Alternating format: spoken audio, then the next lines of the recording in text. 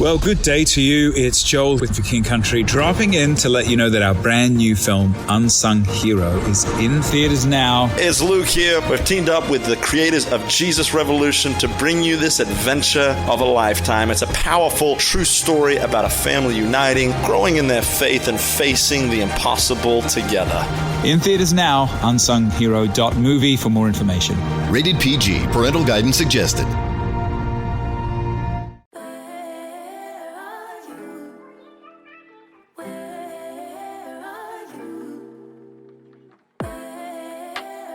This is Where We Are. We are the Wares. I'm Michael. I'm Melissa. Hi, Melissa. We're talking to each other now across time zones. Across time and space. Yeah. I am in an extended stay hotel in Chino Valley, California. I'm in our home in Baltimore. I'm literally recording this from bed. It's 11:30 p.m. and our children only went to bed 10 minutes ago. I put them in their bedroom right at 8 p.m. They only went to bed at 11:20 p.m. Yes. And have you been able to hear them in their room this whole time? Yes. Or has it been sporadic sort of ventures outside of the room that have alerted you to their state? No, it's all been within the room because I threatened them within an inch of their life about coming out of their room besides for an emergency or for the bathroom, because they've been disobeying in that way for the last several nights while you've been gone, like coming to our room like 20 times. I'm not even kidding you. But I could especially hear Saoirse just scream singing at the top of her lungs several times. And then squeals between her and Ilaria at other times. I bought them these new workbooks. Ilaria's is for toddlers and Saoirse's for kindergarten. And Saoirse was so proud to receive a kindergarten workbook. So they've been working on them the last couple of nights. And I say it's okay, but I'm like, okay, 11 p.m. is excessive. We can't be tracing letters and numbers at 11 p.m. at night. We are 5 years old and 3 years old. It is so sweet, though, to walk into a room, to their room now. Ilaria will usually be passed out in her bunk, but Saoirse will be at her desk. But Saoirse will be at her desk with a lamp on, like she's Hemingway.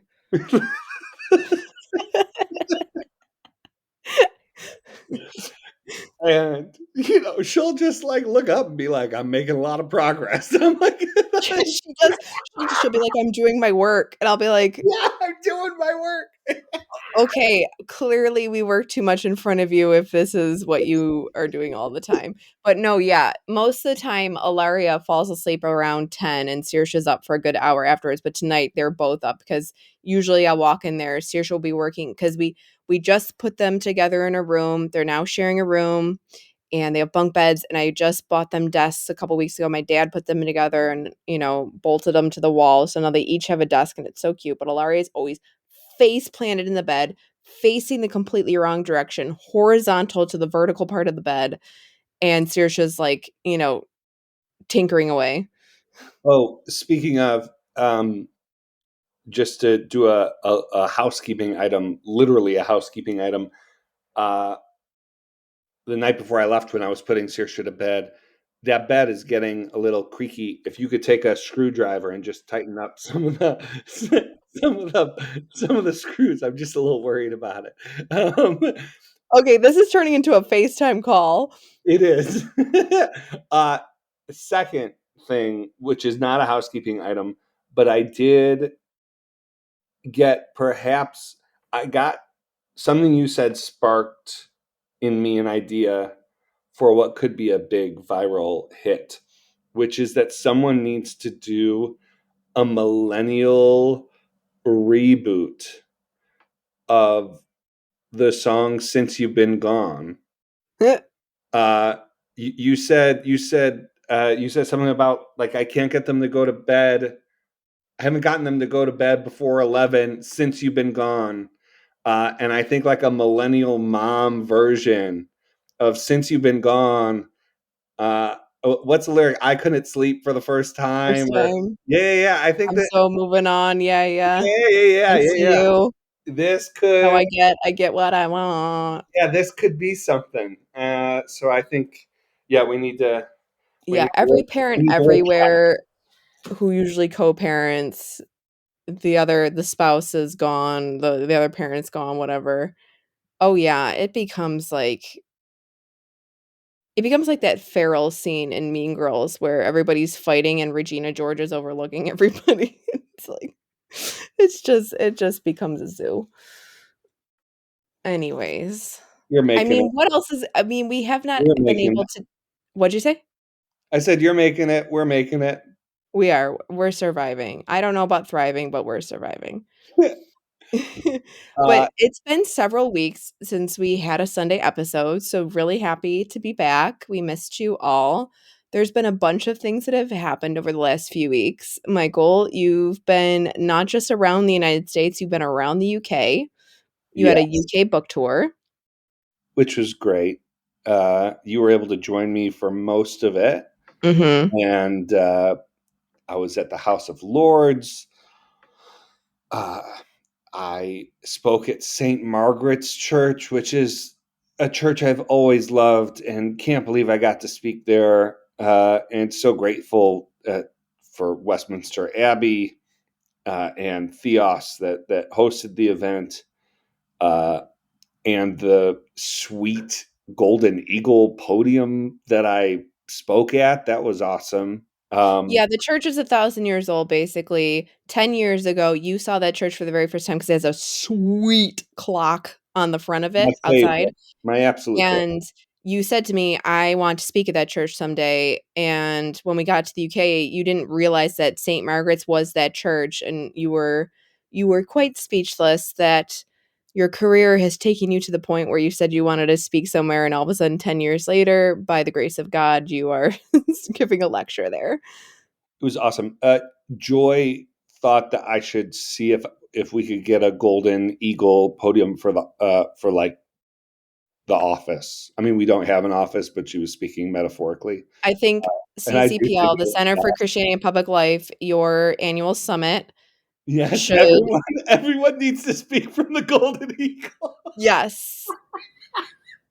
Yeah. You can change your civic award to the Golden Eagle Award. No, Um, we're milking this for yeah, everything it's worth. I'm sure there's a photo of the Golden Eagle on at least one of there is. social It media. exists. Yeah, but Maybe I'll link it in the show notes. yeah, you don't need to watch the talks. You don't need to just check out the Golden Eagle. Hold the eagle. Behold the eagle. So did that, and then I went down to Portsmouth. I gave the Dawling lecture at Portsmouth Cathedral. Portsmouth is obviously a port town uh, uh, in the south of Britain, and man, I loved it. It was a great town. I love that. I've been to that cathedral once before. Um, there, the dean of the cathedral, the canon of the cathedral, is walking me around, and he points up at the organ, and he just points out their organ. It looks like a monkey. I don't know if I'm going to be able to, but it like the organ, like the way it's designed, it looks like a monkey. If I went to church there, I'd just be laughing all the time because you just look back and this pipe organ, it looks like a monkey. Was there an explanation as to why it looks like a monkey? I don't think it was intentional. Oh, okay. I think it was there, and people were like, "Oh, that looks like a monkey," and so it was just like a thing. All right. Yeah. So it was a great few days in the UK. Like I said, you were able to join me. I've been and yeah, no, April was just crazy, which is why we weren't able to do an episode really since And before. now we're shooting an episode 3,000 miles apart because you're still traveling because you're gonna give sermons at Verve So I'm Church. speaking at Verve Church outside of LA on today. We'll air this episode on the 5th. And then I'll be, gosh, where am I going to be? I'm going to be in Austin for the One America Movement Summit. I'll be speaking there. I'll be at Praxis, doing some stuff with my friends at Praxis for their annual summit. I'll be at Westmont later in the month for a 2-day event on spiritual formation they're doing. So yeah, no, it's been. I was at Think in Nashville for their culture summit. Gave a 9-minute talk on voting, and so yeah, no, it's just been chock full. It's been great to see and travel outside of like DC, Baltimore for to talk with folks about the spirit of our politics. And it's been so encouraging hearing from folks who are not just personally getting something from the book, but the thing that's really encouraging is to hear that folks are sharing it with their pastor and reading it in the context of small groups. And that was very much my hope for the book. And we're now 4.5 months past release, and it seems like the book is doing what we had hoped it would do, which is just tremendously encouraging. So yeah, my travel eases up a bit now. Really, this trip goes for a week. I'll be back in California in the middle of May. The summer looks generally better, and then the fall is just crazy. Meanwhile, since you've been gone. Anyways, so let's jump into the rest of the episode.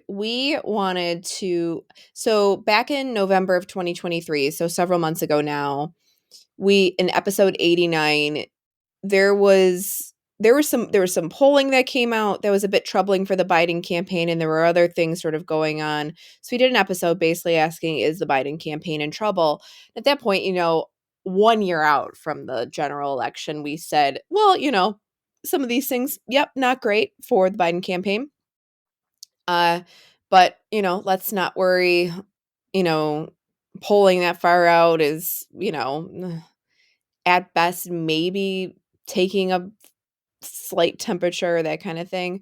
But now we're May 2024, and Michael, you've been noticing a few different things over the past few weeks that, you know, uh, we just wanted to provide this kind of update on 2024 just from the Biden campaign's end of things, of just how the way that the cookie has crumbled for them. Where do you want to start? Well, yeah, I mean, I think I said back in the episode in November that if the election was held uh, in November of 2023 and not November 2024, that Donald Trump would win. And I think if the election was held today, Donald Trump would win. And Ross Douthat wrote for the Times that the Biden campaign needs to stop running as though they have the lead. And I think that's exactly right. I don't think that uh, the election is not over by any means at all. And I think if you talk to folks in the Biden campaign, they'd say, "Well, we're not running to win today. We're running for an election that will be held in November." And that's all true. Um, but the closer we get, the harder it gets to sort of hand wave away, uh, the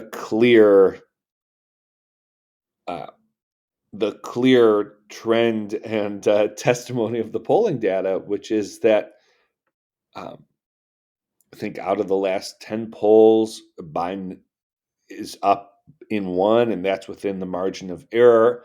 Mhm. There's a poll from Rasmussen, which seems to be a bit of an outlier. Which is a bit of an outlier, that poll sort of the four-way race with RFK, Cornel West. I think even Stein is in that poll. Yeah, she That is. shows Trump up 12. Now, I thought, that was, I had to go back and check. My initial thought was, oh, I don't know that there's a precedent for that in like 2020, 2016. But 2020 did have polls showing Biden up by double digits. There was even a poll around this time frame that showed him up 12. Now, of course, Biden went on to win win Mhm. that Yep, that's what happened. election. And you look back at polling in 2016, and gosh, around this time it was all single digits. And so, we could have all the caveats around polling this far out, but we're not as far out as we were in November. This race is we're the conventions will be just in 3 months, and then it'll be like the post Labor Day sprint. I mean, so there's time, but there's not a ton of time. Now, what I'd say is, like, the advantages of the incumbency are significant. Um, and so that's one of the reasons why I think Biden has a shot still, and a good one. I think it's going to be a tight election at this point. That's what I expect. I will say some of the things that were in Biden's favor in 2020 when he was not the incumbent now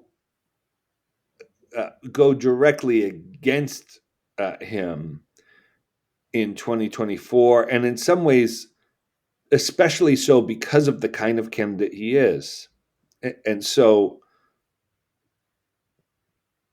it's one thing to say that you're going to promote sort of normalcy when you're the outsider, when you're the challenger.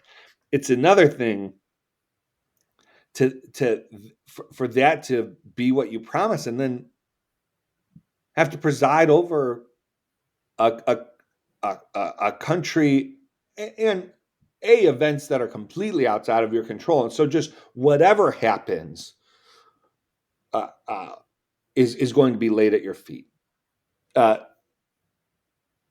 we have an entire media environment that is built around um, going against normalcy and a sense of peace and an absence of conflict. Well, the media is totally oriented around making sure that that's not the case.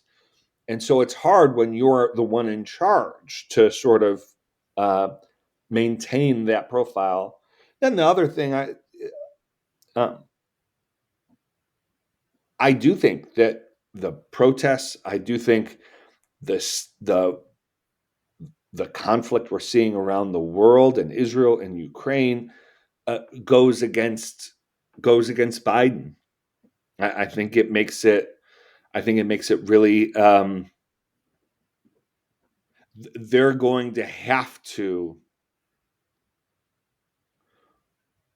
Right, there are two ways that can go.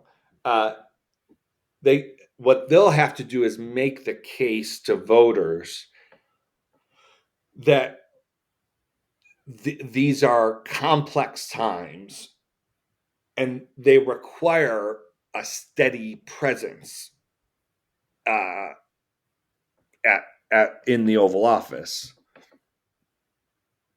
Um, what Trump is going to say is, well, all the chaos you're seeing is the fault of the person who's in the White House. I mean, Trump is very open. There wasn't.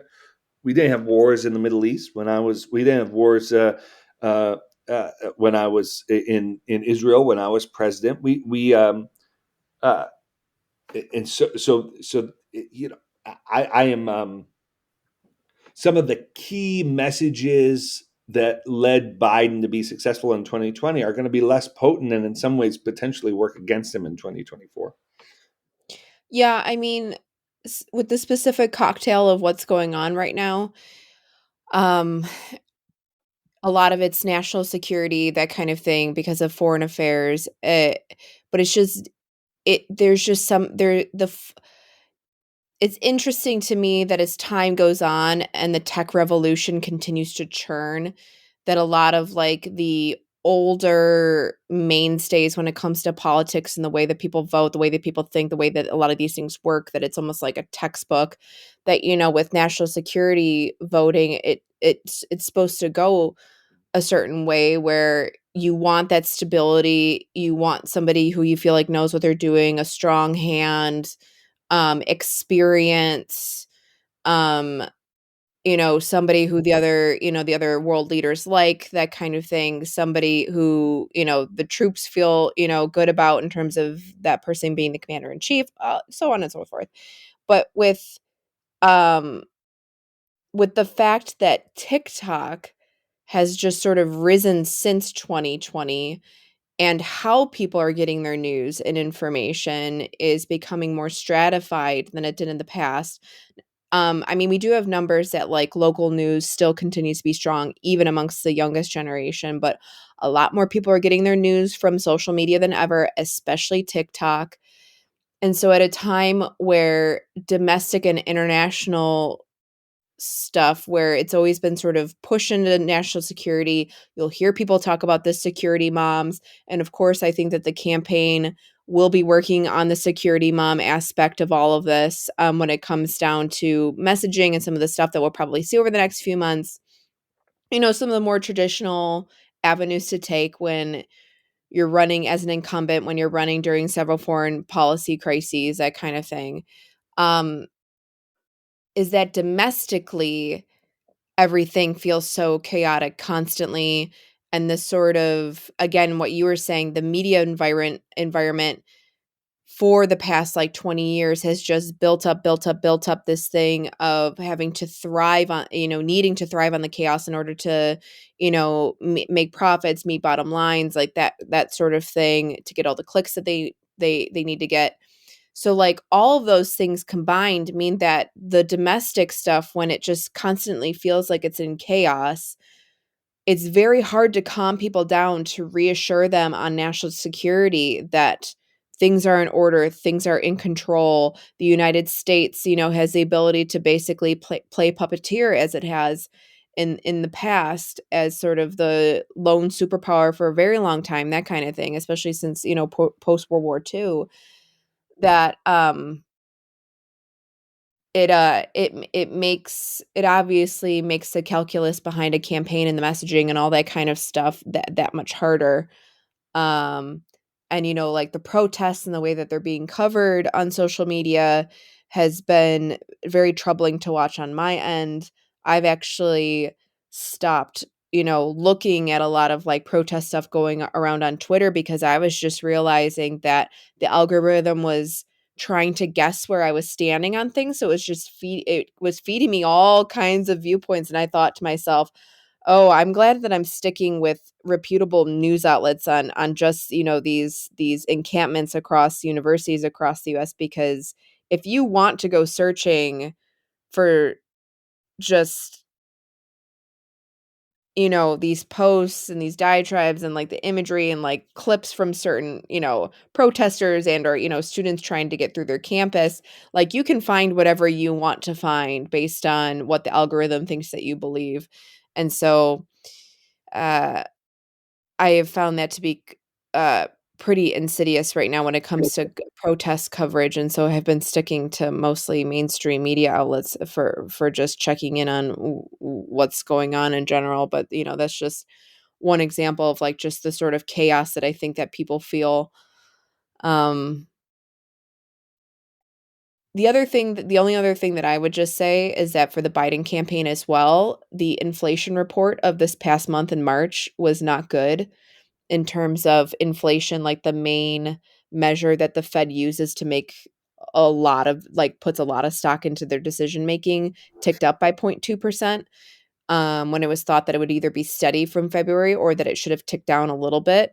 And so, Americans are still spending a lot of money right now. Consumers are spending a lot, and so it's just keeping a lot of things hot. And so now they're saying that there might not be an interest rate, a decrease in the interest rate by the Fed until September. But then I can also imagine a scenario, Michael, where let's say that does in fact happen in September and that decrease, I feel like in a 2 months time that there is still enough time for that to actually have a really positive effect on for the Biden campaign if it were to happen. Yeah, I mean, I do think though the closer you get, not that we've seen tremendous restraint from, say, for instance, the FBI in previous presidential elections, but honestly, one would hope that the Federal Reserve would be cognizant of the political optics ramifications of appearing to intervene, politically, Mhm. something like a month, 2 months out from the election. So, we did see a hiring, uh, jobs created, I think 145,000, which was a slowdown, like a healthy slowdown. So some are suggesting that perhaps that will be sort of offset some of the news that you were just talking about, and give the Fed some confidence that they could uh, pursue an interest rate cut. But we'll just have to we'll have to see. But I would hope that decision would be made soon, and that they understand that it's not their role to make an interest rate cut in September, October of this year. Um, I think the other dynamic I just want to raise, Melissa, is that Biden really can't afford. Well, let me say it this way: I was I was gonna say he can't afford to have a fight with his left flank, Mhm. and I think the people were surprised, and there was a lot of social media talk about sort of his comments about the protest, some of the college protests. Um, they just can't afford to be having centrist voters thinking that the far left is calling the shots in this administration. Like that, they just can't. And if the far left equals, these students on the campuses of Columbia and uh, UCLA and these sort of elite schools, that is, uh,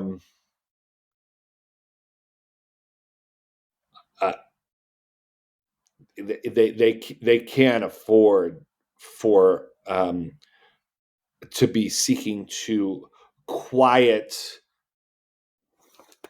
disgruntlement on the left flank too far into this summer, because they have a lot of issues to address at the center. Um, and so that's something to look out for.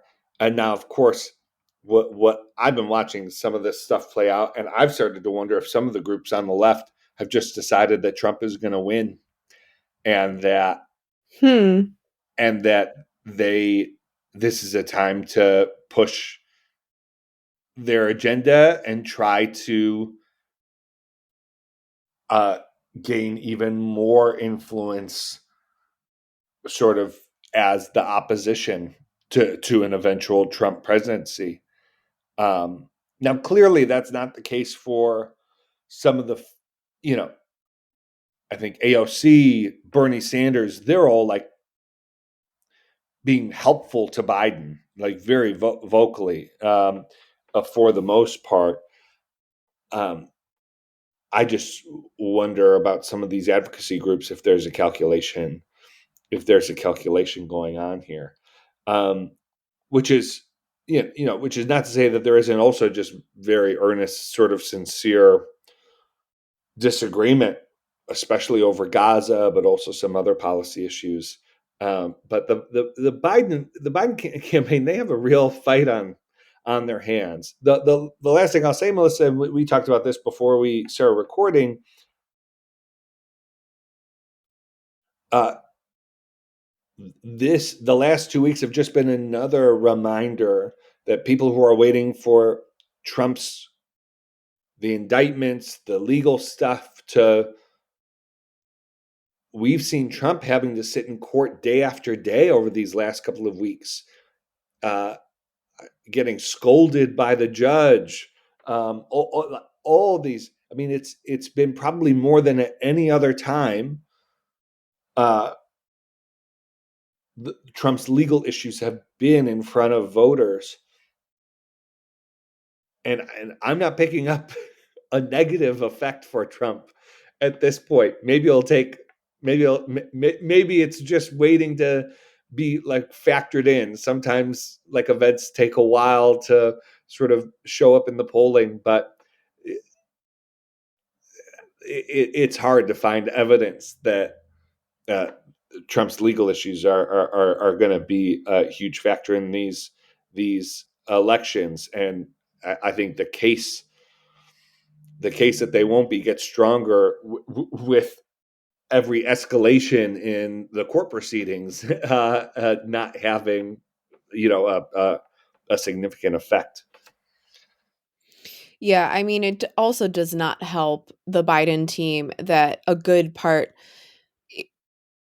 when I'm not exactly covering the morning five for you for the week, like I do my general cursory glance at the news every day, see what's going on, that kind of thing. It was not helpful that the media headlines of Trump sitting in court in New York was about him being cold and wanting a Diet Coke. Like, the man was the last person to sit in the presidency, and that's the headline, not the most recent president is sitting in court for this particular alleged issue and be like, it was Diet Coke and he's cold. I'm like, oh, this does not help anything. I mean, come on. It just makes a mockery out of the seriousness of the proceedings that are happening. Um, yeah, I think the Biden campaign hopefully woke up a while ago when Trump saw the boost from when the first indictments came down, that um, all of that would only help him.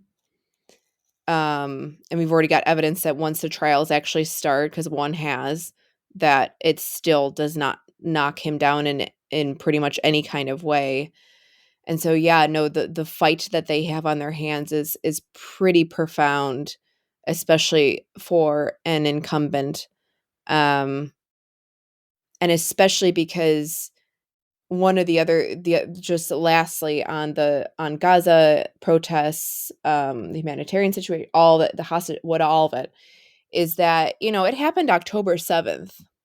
We're now in May. We're almost at May 7th. It's been going on for quite a while, and it's the protests have sort of reinvigorated, obviously, the news cycle around it, reminding people that this war is still happening. We still don't have all the hostages released. There is a beyond profound humanitarian crisis going on. Thousands upon thousands have died. And for a lot of people, for a lot of Americans, like, that's actually a very long time for something to go on. And then, with the aid packages and the fights in Congress over that kind of thing, what role does the US actually have? Again, like, the national security conversation is just not as clear cut as I feel like it has been for other incumbents or other, people running for the president in the past few decades when it comes to these things. And it's just because of the changing nature of America's power status, the tech revolution, the shape of our media, all that stuff is just different in 2024 than it is in, say, early 2000s, with like Afghanistan and Iraq starting, before in the 90s, like Bosnian War, in the late 80s, the Iraq War, like all the, the previous ones that you can think of. Um yeah, I think I had not put these thoughts together, but this conversation, yeah, has definitely brought them to light. Yeah. Well, so we are 6 months out from the election, and again, I think if it was held today, Donald Trump would win. But it is not held today; it's held in 6 months, and so I would encourage folks to read Ross Douthat's column, I think from a week ago, maybe a little bit over a week. And I do think the Biden campaign needs to start functioning as though they are behind, because they are.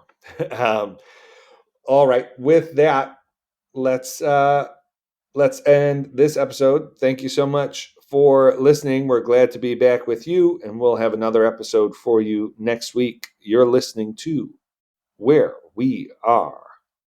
Bye.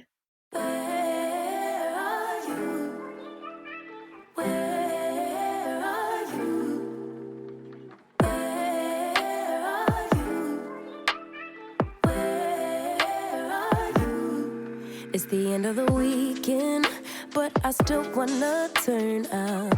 Yeah, I still wanna turn up. All I want is to go again, but you ain't picking your phone up. Why you messing my head up?